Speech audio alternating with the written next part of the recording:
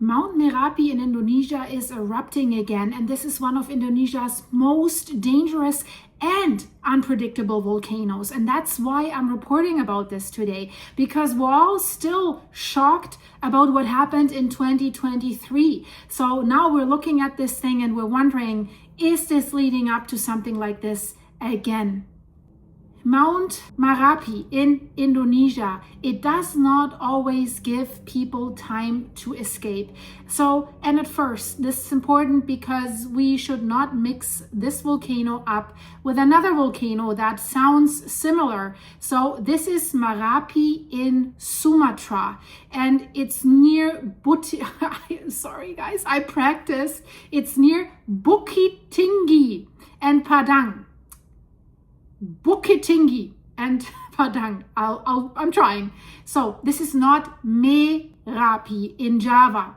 So the names are almost identical and they're constantly confused online, but Marapi is dangerous in its own way. And of course, we have aviation advisories today reporting ash that is rising up to 16,000 feet. That's almost 5 kilometers. But the height of the ash, that's not the real story. That's not what really worries me. The real story that worries me is how that volcano behaves. And Marappi is not famous because of slow lava rivers like we see in other volcanoes, right? Etna is producing those, but Etna is also very, very different and not harmless at all. You should check that video on the end screen because there's something underneath Etna that is absolutely not like any other volcano. So check that out. But we have to talk about what happened in 2023 to understand why we're looking at these eruptions with caution. So it's not famous because of slow lava rivers. I said that. It's dangerous because it can produce sudden explosive eruptions with ash, gas, and volcanic debris blasting from the summit crater with very little warning. So that's exactly why the 2023 eruption became so catastrophic and ended so many people. December 2023, this is the time frame that we have to look up. Hikers were on the volcano when Marappi suddenly erupted. And we've just seen recently, I made the video about Volcano when hikers were so close, although they should not have gone there, several blasts every day, but they still went up there. I think 2 hikers were lost, and the other ones, we see the videos of them running down the slope. I'll put it in the end screen. So here, it was absolutely catastrophic when Marappi suddenly erupted. The crater area turned absolutely lethal almost instantly. 23 people were lost. So when Marappi starts erupting again, of course, we're wondering what is going to happen. We're not looking, how high is the ash cloud, right? This is not the thing. We're thinking, is this volcano entering another unstable phase where one small looking eruption can suddenly become much worse? Because Marappi has already shown us that it can do that. So since the 2023 disaster, the volcano has remained in an ongoing eruptive phase through 2025 and also this year through 2026 with intermittent explosions, rumbling, seismic unrest, lots of ashfall in nearby communities, and aviation warnings, of course. So authorities have generally kept it at level 2 alert right now. There are exclusion zones around the crater. And of course, sorry guys, these exclusion zones are important. Stay out of it. And especially at this volcano, the summit area can become so catastrophic before people have time to run. I say it again, before people have time to run. Exclamation mark. Listen to this, right?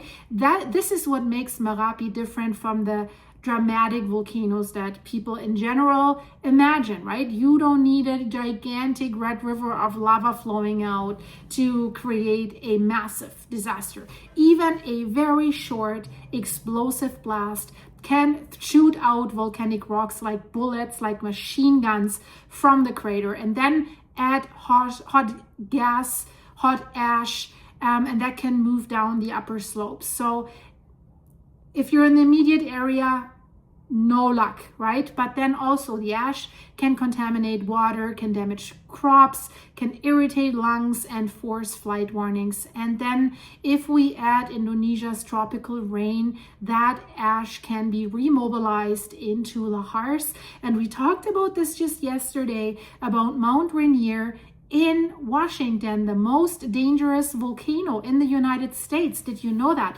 And some of the comments were, well, isn't that Yellowstone? No, because Yellowstone is not expected to do anything in our lifetime and beyond that, but Mount Rainier will, and it doesn't need an eruption for that. And we're talking about 150,000 people in the acute danger zone, and with not much time to run, maybe 15 minutes if you catch it early. Watch that in the end screen, guys. This is crazy. So lahars, volcanic mud flows, can race through valleys after the eruption itself has already stopped, right?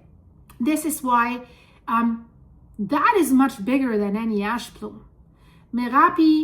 Marappi sits on the Sunda volcanic arc, one of the most dangerous volcanic belts on Earth. Sorry, Indonesia, you're getting a lot of it from earthquakes, tsunamis, and volcanoes, right? This is where the Indo-Australian plate is being forced beneath the Sunda plate, and that basically creates the same broad tectonic system that is connected to some of history's most violent names. And here they come: Krakatoa, Tambora, Toba, and Merapi with an E.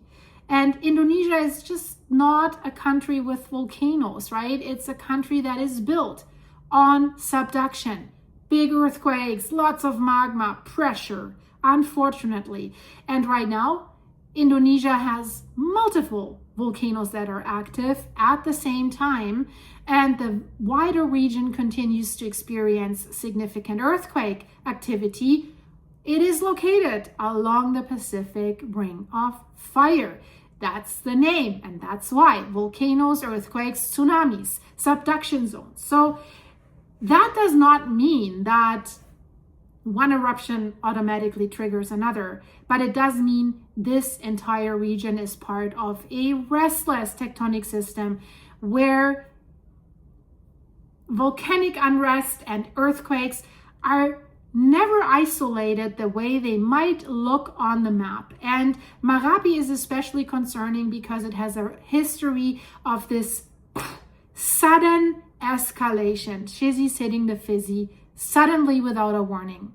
It starts, looks like, yeah, a manageable ash eruption, but then the next blast can be stronger. So that's why I'm reporting about this now, not because of how high that ash cloud is, because of what is the danger of what could come next. So we're watching this closely. I will keep you updated, guys. And as I mentioned, here are the videos in the end screen for you to watch. So thank you so much. And I also want to thank you to everyone who's supporting the channel and buying me coffee on my buymeacoffee.com/silky site. Link is in the description. Shout out to all my members for supporting the channel. I have another update for you that I'll probably release today. And thank you for your supers, for hyping, for liking, and for commenting. You guys are absolutely awesome. Sending love out to you. Stay safe and be prepared, guys. Bye-bye.